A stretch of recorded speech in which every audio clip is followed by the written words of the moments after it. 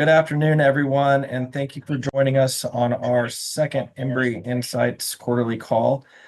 We launched this call series just this year in an effort to keep our partners and consultants, prospective investors, uh, just informed as to how we're looking at the market, how we're evaluating new investments, and what we have as a platform going forward. So today, I'm really excited to welcome Jay Parsons onto the call. I think his name is known to probably everybody in the industry. He's a leading economic advisor and consultant. But before I get into his full introduction, I wanted to give everybody a little bit of a update as to who we are and what we're up to. So EMBREY is a 51-year-old developer, owner, operator of multifamily housing in the Sun Belt and Mountain West. We operate all the way from Phoenix to Denver to I-35 in Texas, Nashville, Carolinas, Florida, and we're going to be entering Atlanta in 2026. We're vertically integrated, so we do all of our own development, construction, and management. We do some third-party management. We really pride ourselves on operating with the highest level of integrity that we can, and then also on design. We deliver first-class assets to the market. We are based here in San Antonio. We have about 550 employees at this time. Historically, we've done about 5 development deals a year, but we're looking to double that capacity in the coming years. I'm super proud of our 2025. We actually ended up starting 5 development deals, which is, again, a good year for us. We sold 2 deals, and we actually had 3 refinancings. We are gearing up for a stronger 26 and 27. We have a strong pipeline kind of throughout the Mountain West and Sun Belt. In particular, I'm still really bullish on Denver, the suburbs specifically, those low supply, high demand submarkets. And going into Phoenix is going to be a point of focus for us going forward. Then Nashville's always a great market. Charlotte. We'll get a little bit more into the markets as we move along with our call. My role here at EMBREY is I'm the Chief Investment Officer, so I do all things capital related, whether it be underwriting deals, making sure we're in the right markets, making sure we're in the right submarkets, making sure we pair the right capital partners with the right deals. But with that, that's enough about me. Again, honored to have Jay Parsons on the call. Jay's background is really as a leading rental housing economist and consultants in our space. I really appreciate Jay. Very clear, very data-driven market insights. He's a great person. He has extensive experience covering capital markets, supply demand, rent trends, really all things multifamily. And he's highly followed on both LinkedIn and for his podcast, The Rent Roll with Jay Parsons. And I really encourage everybody to subscribe to those feeds if you're not already, because they are quite valuable and evaluating. He brings a valuable perspective to us and to many of his clients he serves. So thanks for joining us today, Jay. Yeah, thanks for having me. Yeah, absolutely. I thought we'd just start with the big picture question. There's been so much written and talked about supply over the course of the past couple of years. No secret to anybody, 500,000 units delivered on average about each year the past 3 years. It's a lot of supply. It's been met with incredible demand over the past 2.5, 3 years. One thing I think about a lot, though, is the tail of that supply. There's still a lot of units to be absorbed. As a owner, operator, developer, we're certainly optimistic and thoughtful in our analysis, but believe that it is being absorbed well. And 26 is going to be an up year as far as effective rent growth. But we'd love to start this off by getting your big picture take on specifically that tail and how you see this all playing out when vacancies are gonna peak and when we're gonna start seeing that effective rent growth. Yeah, sure, man. That's certainly the billion-dollar question. Sure. And the crystal ball is fuzzy. I don't promise to have any clarity on the exact timing, but a couple things. I think number one is that supply has obviously dropped off substantially this year, but it's still a lot. I think this time a year ago, I think a lot of investors, they looked at the 2025 for 24 numbers. They thought, hey, look, it's coming down a lot, and it did. But if you take out, one of the stats I think is very telling right now is that if you take 25 and you compare it to any year other than 23 and 24 for new supply, it still would have been the highest since the mid 80s. So it doesn't really drop off until next year. Now, the good news is we know it really is going to drop off. I mean, as you well know, Garrett, supply is the easiest thing to forecast. There's a lot of uncertainty right now in the broader economy and the demand picture, but we know supply is going to slow down. The starts show us that. So we're going to have a lot less supply in 26 and 27. So I think as these units lease up, that'll the good thing we know is that affordability has improved, particularly in the A and B market. Rent income ratios are back below where they were prior to the pandemic. I think that'll aid the recovery of concession burn-off and rent growth as occupancy rates rebound. I think the timing to your question is going to vary a lot by MSA, of course. But we're already seeing improved momentum in a lot of these higher supplied markets. Places like Atlanta, certain parts of Florida, certain parts of Texas, especially Dallas. We've seen while rents are still negative, they're not as negative as they were. And even in Austin, where rents have fallen a lot, and they're still down a lot, the rents aren't down as much as they were previously. So I think we're starting to see a little bit of momentum. And if the economy is able to hold up, I think we'll see enough concession burn off next year, just with concessions coming down, that we should see real effective rent growth in most markets, by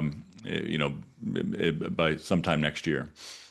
Yeah, again, I say you can't broad brush this stuff because we look at this stuff nationally a lot, but really it matters to us submarket by submarket. I'll take a deal we just closed in Phoenix, kind of North Phoenix submarket, and we're in a little pocket where only 3,000 units have literally been delivered in the past 25 years. And it's not fair to sort of equate that submarket or that pocket to uh, any of the other submarkets that we operate in that may be dealing with high supply. So you really have to get down into the micro. But you did bring up an interesting point. It's certainly been a heads and beds strategy for pretty much every operator in 25. I guess I am looking forward to that Yeah. switch being flipped, right? As we've seen in past cycles, we're high concession now, but when concessions start to burn off, they tend to burn off really quickly.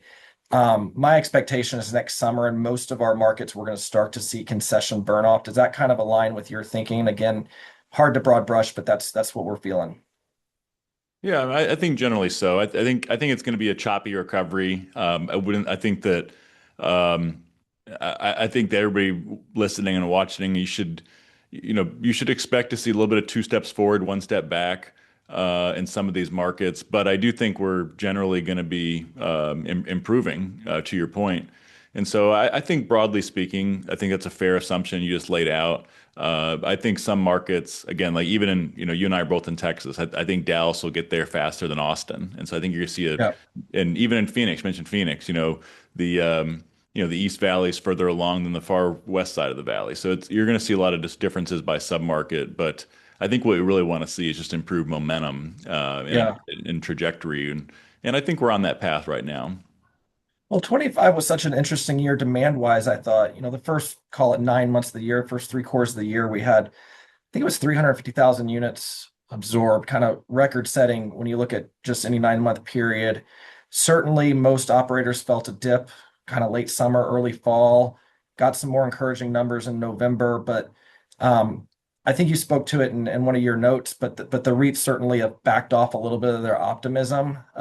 What's your take on that? Do you think it's a little bit of just posturing for the shareholders, or is there any real concern from the REITs going into 26?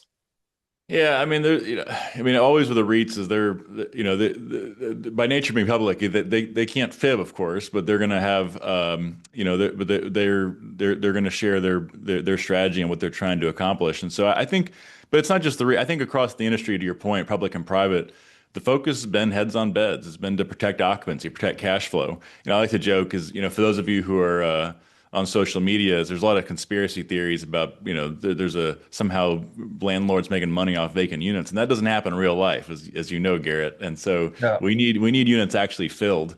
And so the strategy I think most people have across the industry right now has been, hey, we got to keep these units occupied. And so once the market, because right now the challenge is just there's a lot of demand out there, but even more supply, and so you're competing for your piece of that demand. You got to compete for it. You compete on price, you compete on service, among other things. And so once the supply comes down, the competition goes down. You want to have, in what they want to have as well, is have occupancy rates in good enough shape where you can then push prices. And so a lot of push the these pricing. yeah, a lot of those groups have maintained high occupancy given on rents, and the expectation being they can push once the supply comes down. Yeah. You brought up demand. I wanted to dive into that a little bit. And Yeah. specifically, there's a couple of interesting dynamics. One's the young renter, another one's immigration. Starting with the young renter, kind of record numbers of 20 to 29-year-olds living at home. I think it's up to 38%, which is the highest level, I believe, that since we've been tracking it. A lot of pent-up demand in that household, also struggling with getting those first jobs out of college, and that's something that we're keeping a close eye on. Seen some talk about it might be AI related. I tend to think it might be just general macro environment related. But certainly, if those 29-year-olds at 38% starts ticking down, or even the 25 to 34-year-old starts ticking down, there's a lot of pent up demand there. What's it going to take to unleash some of those that household formation? Yeah, I think a lot of that ties to consumer confidence. And one of the craziest stats that I see right now is that consumer confidence right now, as measured by the University of Michigan's index nationally, is lower than it was in 2009. And I started in this industry in 2009 as a research analyst, and I'm sure you remember this time too, Garrett. Like 2009 was far worse than 2025 for the vast majority of us. I mean, there's always exceptions, but unemployment was double back then. It was double what it is now.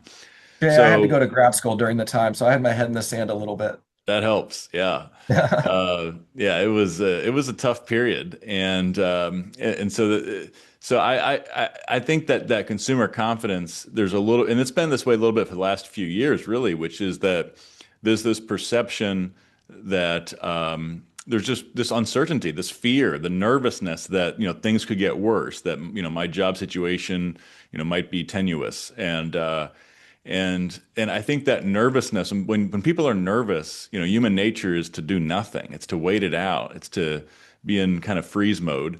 Mhm. And I think that's what we're seeing among consumers, where it's like you mentioned these young adults. When if you're not certain about kind of the state of the world and your position in it, you're more likely to stay in a temporary living arrangement, whether that's with mom and dad or with friends or with roommates that you don't plan to be with long term. And then on top of that too, of course, we've seen, I think some of the media headlines have been a little overstating this, but we do have higher than usual unemployment among recent college graduates, and that contributes to this as well. Now, the headlines say like record high. It's still like, among recent college grads, it's still like, 6, 7%, something like that. So the Right. vast majority are getting jobs, and that's good. But I do think that again, nervousness has a freezing effect on major decisions like signing a lease. And so I think the biggest thing we need to see is just people get, particularly these young adults, get more comfortable with their economic standing and get back in the market. Yeah, I think uncertainty is a good word. I mean, when you look at New York Fed versus Atlanta Fed projection, one's about 2% GDP growth for next year, one's about 4% GDP growth for next year. Those are vastly different numbers, and Yeah. would make you believe in a vastly different future for our industry. But I will say that it does feel like the tariff uncertainty is getting behind us a little bit, and that certainly was one of the reasons why Yeah. hiring this year. It does feel like the government layoffs are behind us. That feels like one reason the uncertainty was high in 25. Our friend Jeanette Rice, a former peer of yours and now in semi-retirement, Oh did yeah. pop up with a related question that I'll go ahead and ask. And it was sort of something on my mind as well. You have call it about 500,000 new homes right now on the market that aren't being sold, still new homes being delivered. Hopefully rates coming down a little bit. What do you view those homes? Are those direct competition for us? I can tell you my view is that they're either going to be bought or they're going to be rented, and one way or the other, that's still competition for multifamily. What's your view? Well, I'm a little bit contrarian view on this topic, but I think that the one of the best things could happen for the rental housing industry, developers and owners, is to see a healthier home buyer market. I think in the short term, it's still a very challenging market, until there's, you still have low consumer confidence and big affordability challenges. Obviously, everybody knows the stats around, it's, 50, let's call it $1,500 or so in most markets, more in monthly payments, monthly costs to be a homeowner now, a new homeowner versus a renter. So those are real, those are real factors that will make it hard to get a real jump in home purchases. But you look at historically, the best years for apartment and SFR rent growth were years when there was a lot of home sales, and you move. So I think that the thing about apartments that I think is both I think makes the asset class actually attractive nothing's recession resilient, but like what we're seeing right now, I would see is like the high floor scenario. If it's a weak housing market, forced housing market, that plays out. People are renting longer, higher retention rates. Like even what we call high vacancies, really not that high. There's the worst. We see a high floor, but the high Right. ceiling times come in years when homes are selling. Because when people need to buy homes, you backfill those units faster and at higher rents because of the downstream impact of home sales in the broader economy and household formation. Yeah. Well said. Something you mentioned, I've been pleasantly surprised by retention rates this year. Kind of Yeah. underwriting industry norm for a long time was 55%. You would think in a high supply market that retention would go down, but it's held really firm. What do you attribute that to? Yeah, so it's funny. So every year, last few years, I'll give the obligatory predictions for the year ahead, and then I always like to be honest about it, look back and say what I got wrong, what I got right, and one of the big things I've missed these last couple of years is the fact that retention just keeps getting higher. And what's interesting is that it wasn't surprising that it got higher in, 20 and 21, 22. You go from the pandemic where people just couldn't move. You got then like the ultra low vacancy, people didn't have a lot of options. But these last couple of years, renters have had a lot of options, a lot of more options. It's been a renter's market, and yet we've seen them stay put. And some people will say, well, that's because they can't buy a house. Well, I think you just think this through the next step. Just because you can't afford to buy a house doesn't mean you're going to renew your lease where you are today. If you're not doing Sure. a good job, they're going to move somewhere else. They're going to get a better deal. And so that doesn't explain it to me either. I think it's certainly part of it, but it's not the only factor. Again, if they're not happy, they're going to move. And so I think there's a lot of other. If you look back and look at this, and I'm sure you see this in your portfolio too, is this isn't a new phenomenon. Like this, there's been a 10-year trend of Hmm. gradually improving retention numbers. And so I think that what the reality, people are waiting longer to get married, waiting longer to have kids. I think to the credit of groups like EMBREY and others, is like we build a lot nicer apartments than we did in the past. Like the apartment experience today, I always tell people all the time when I talk to investors, like if you just see these deals in a investment committee book or a memo and on spreadsheets, like you got to go visit some of these properties, as you know, because they're so like they don't you don't know until you walk in them just how nice these buildings are today. It's a better experience. They're better managed. So I think all of those factors contribute to this as well. And to your point, the 55% number, like I think structurally, like retention rates are just higher now than they were, 5 and 10 years ago. So I think that's a structural change. I do. You've seen that sort of upward trend overall, and frankly, it gives me some optimism going into 26 and 27. I mean, if and I think it's actually higher. I would have expected at this point to just being churning and churning and churning through residents, and we're not. Yeah. So, what happens when there's less supply, less concession on the market? You would think those retention rates would go even higher. Some probably has to do with renter health too, is my guess. Wage growth has been good, unemployment's been low. In-place renters are really healthy. I think you spoke to that, a little bit, the in-place Yeah. renters versus the new prospective renters. Anything more to shed light on that? We're not seeing significant losses to whether it be BTR, SFR, or single family. Yeah, no, you're right. I think anytime being a rental housing research nerd, like one of the big things I always hear about from investors and media and policy folks is anytime there's any kind of nervousness or any negative signs in the economy, everybody always wants to rush to the assumption that, okay, well, renters must be struggling right now. And that really hasn't been the case in the investment grade class A, B market. Now in the kind of sub-institutional space, that's a whole different world. I mean, that's where the challenge really exists. But to your point, yeah, we're seeing that renters are paying the rent every month. They're renewing leases, but they're in good standing. Like they're not. It's not Mhm. like you're not offering lease renewals to people who aren't paying the rent. And so that story has been very positive. And the rent income ratios, like I mentioned, they've been coming down these last few years. And so there's a good affordability story. So I actually think for the again the institutional grade market, I think by and mostly generally speaking in broad brushes, affordability is more of a tailwind than a headwind. Yeah, agreed. Okay, good time to pivot probably to a little bit about transaction REIT buybacks. Transaction Yeah. activity was much better in 25 than it was in 24, probably up about 40% year to date. That's good. Fundraising activity is much higher this year than last year. That's good. Dry powder, high investor optimism at this point, valuations trending higher, cap rates lower.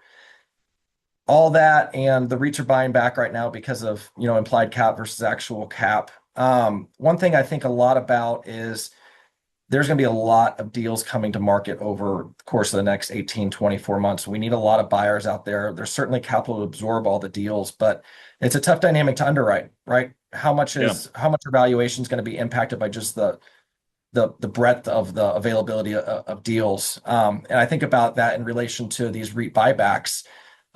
Any thoughts on sort of those two dynamics?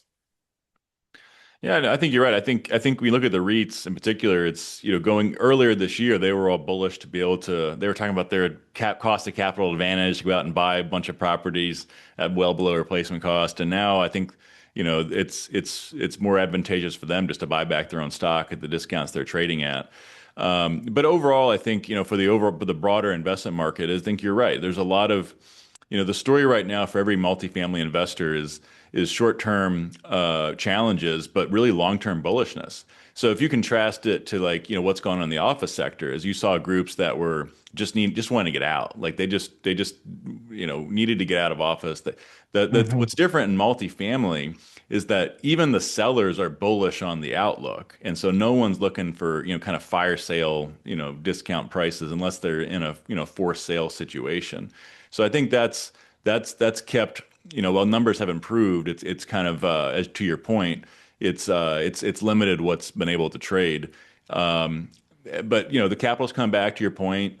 We've seen debt really come back very strong. Like the latest numbers I saw was the debt originations are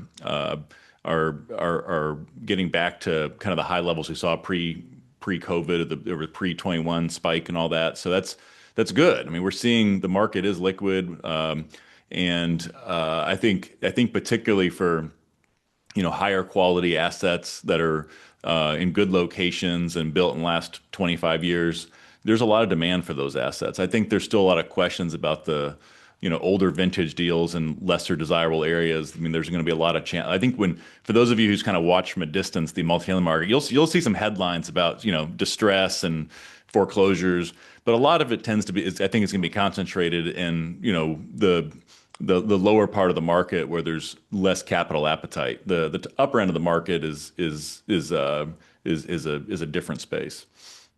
Yeah, I mean, you mentioned debt. Honestly, the private credit markets and the debt funds have really influenced the space over the Yeah, course of the past 12, 18 months.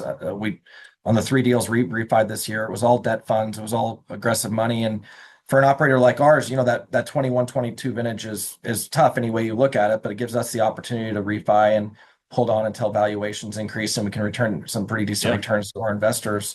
I don't see that changing. I mean, my conversations with other industry peers have been indicative that private credit's here to stay and it's going to continue to remain attractive. And so I think the distressed opportunities, just like the last cycle, we didn't even learn from the last cycle where it was extended pretend, like they just don't materialize.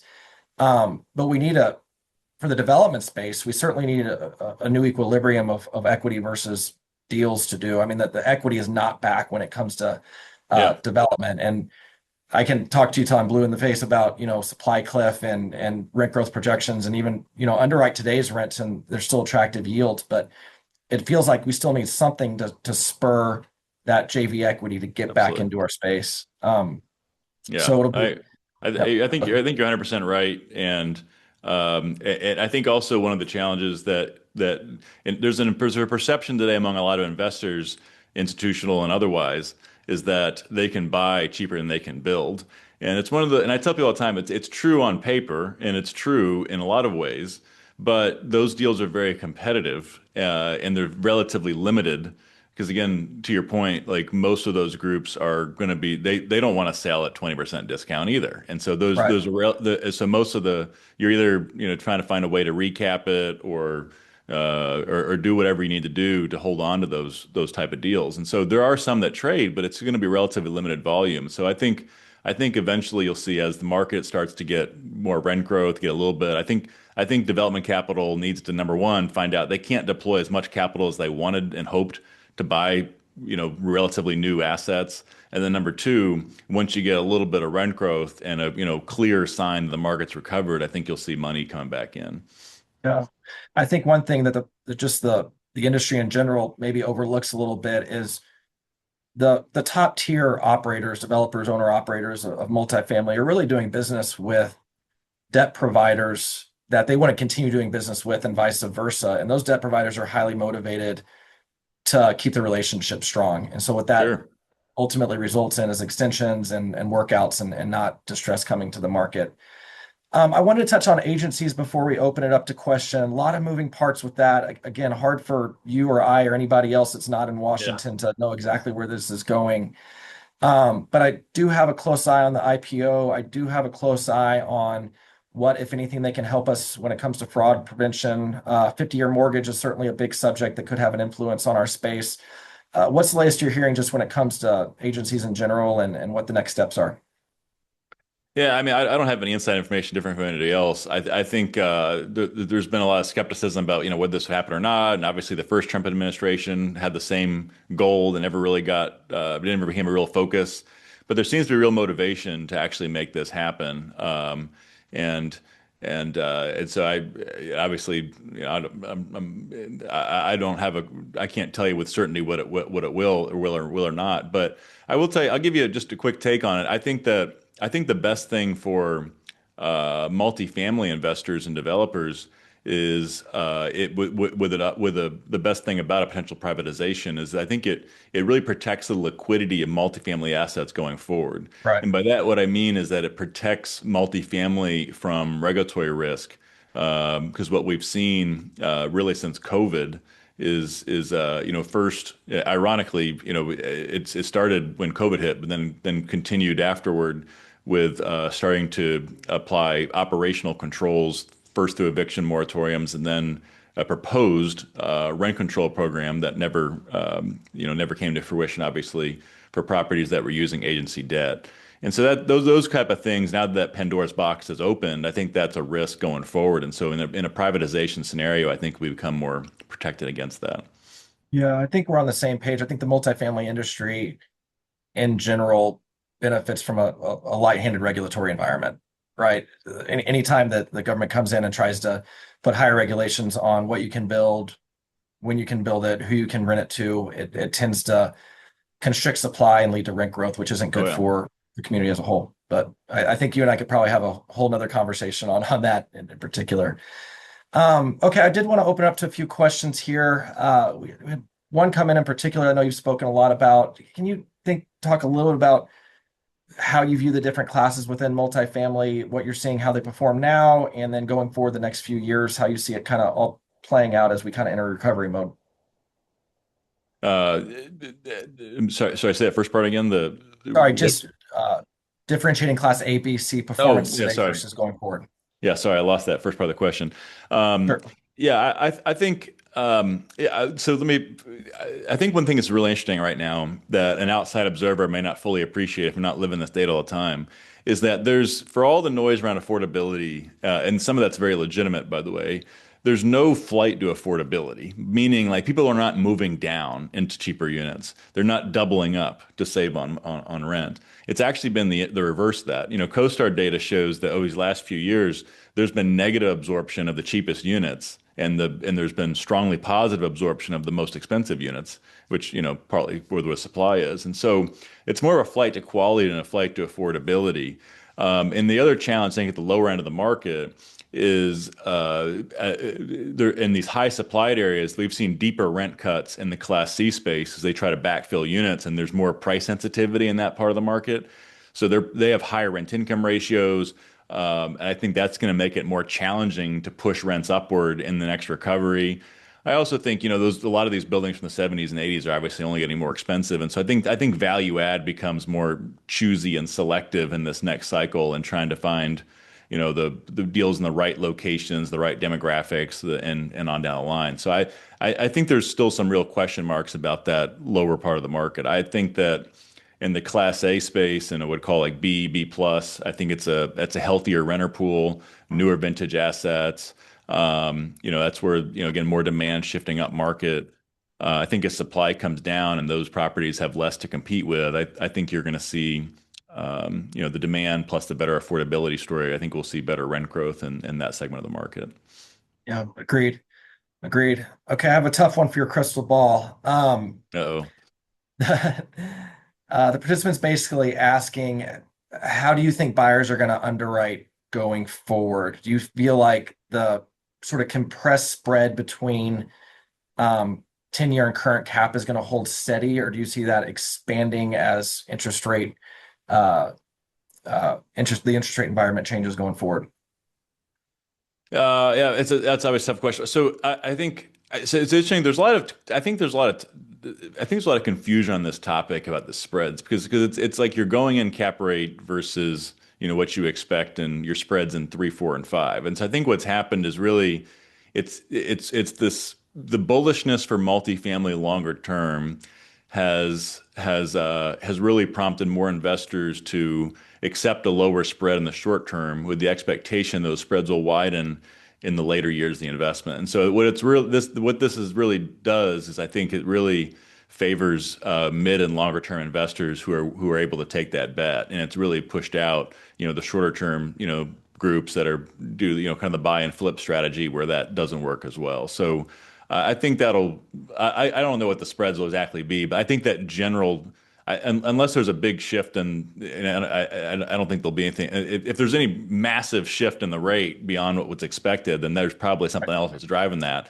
So I would expect that continues to be the story for the next year or so, which is you're sacrificing some short-term expectations, but you're increasingly bullish on the latter 2/3 of the investment window. Right. Makes sense. Makes sense. Good product question for you here.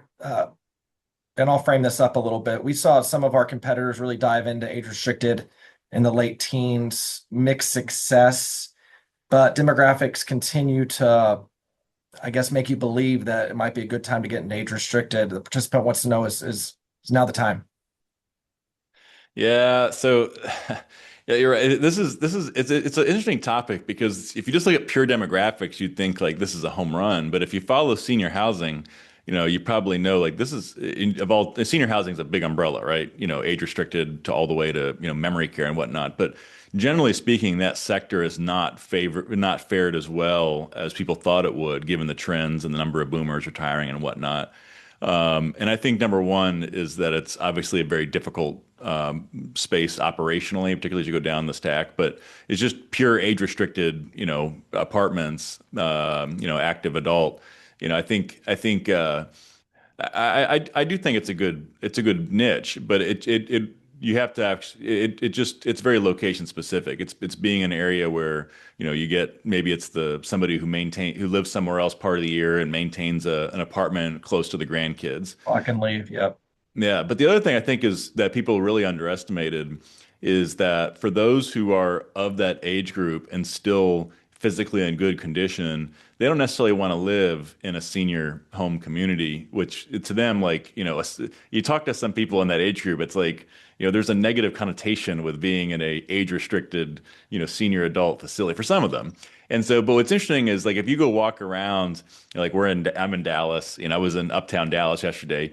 You see empty nesters and older adults who are living in properties that are built for 28-year-olds because it's a cool experience and they want to, they've downsized and they've sold. They don't, that's not for everybody, of course, but you're competing with that as well.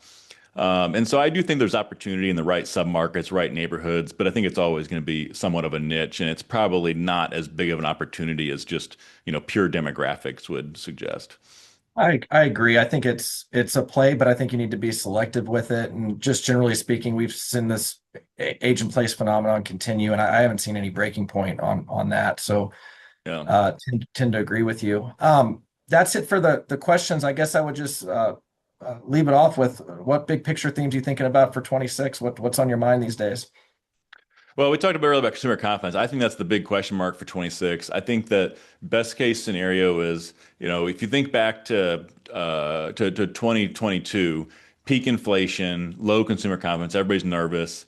But, as time went on and, people kind of looked around, they realized, okay, well, I still have my job. I'm still seeing good wage growth. Things cost more than I like, but at some point you just got to go about your life again. You go about your life again. So you go out and you go sign that lease. You go make that move. You go make that purchase. You're a business. You've been holding off on hiring because you're uncertain. You finally make that hiring. So you can only hold off for so long. You can't just hold on forever.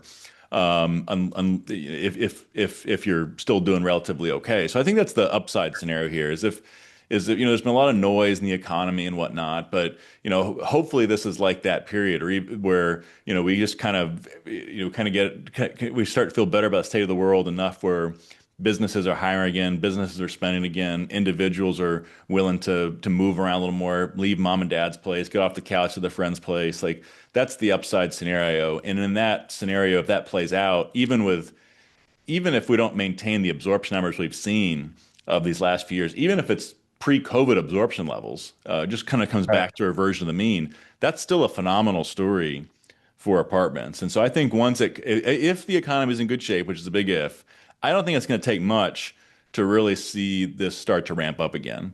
The flip side of that is we worry ourselves into a real slowdown, and I hope that doesn't be the case, and that changes the outlook. So my kind of big take on 26 is just simply that, like if the economy is in decent shape, if consumer confidence improves and there's more job growth, and I think that that things could snap back relatively quickly.